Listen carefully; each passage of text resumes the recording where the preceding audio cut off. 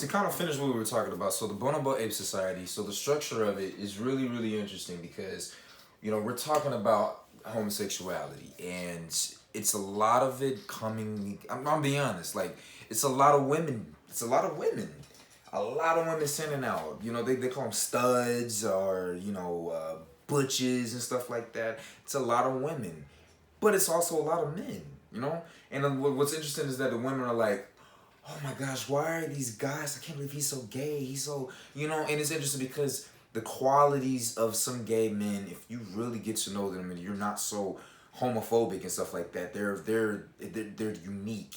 They have different qualities that gay men have from regular straight men. A lot of them are funny as hell, really funny. A lot of them are very fashionable. Pay close attention to detail. They're clean.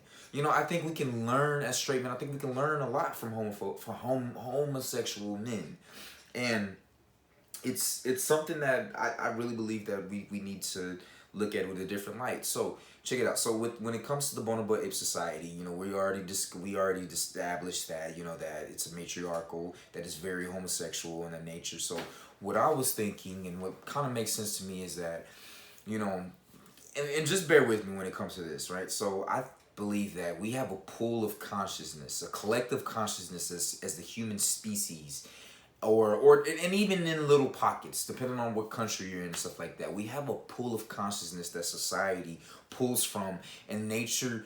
Your body always in biology, your body is always aiming for homeostasis, which is the balance of all types of you eat too much salt, so then your body is trying to balance that out by extricating more salt particles in your pee and stuff like that, which is why your pee is yellow when you don't have that much water. Your body is trying to tell you that you need more water.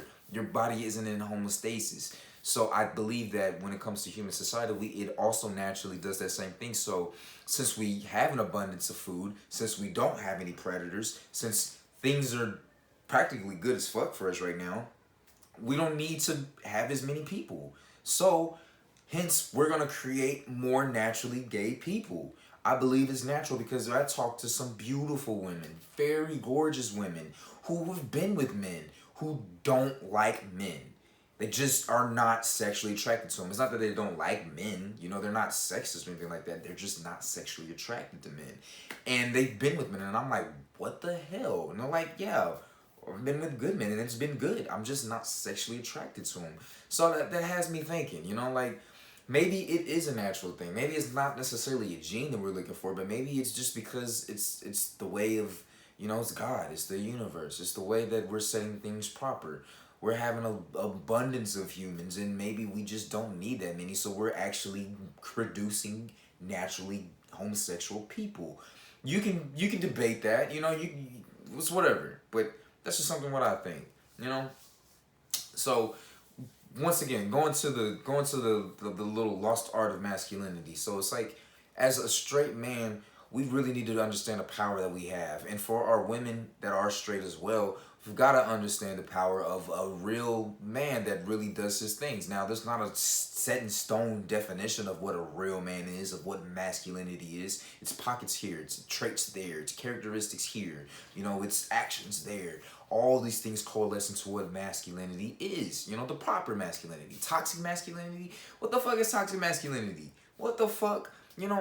Just another tool that's aiming at the denigration of what men are. Another reason why I say, as men, we should not try to conform to women's society, or not women's society, but just to the social norm, the feminization of society that we just live in, is because, one, from Disney and stuff like that, we're taught to be that Prince Charming, to swoop the women off their feet, shit like that. So we're always trying to cater to them, when really being a yes man is weak.